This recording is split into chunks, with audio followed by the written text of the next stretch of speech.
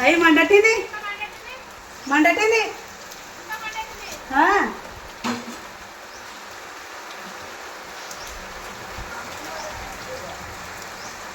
ఇప్పుడు పక్కన పట్టే అవి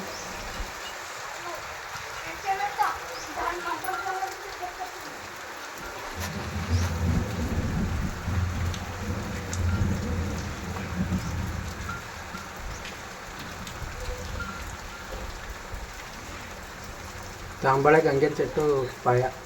ಅಂದೆ ಅನ್ನೋದೇ ఇది ఉన్నదే గంగ ఉన్నది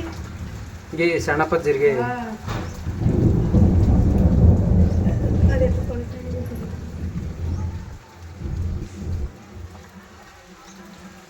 वो पटक नहीं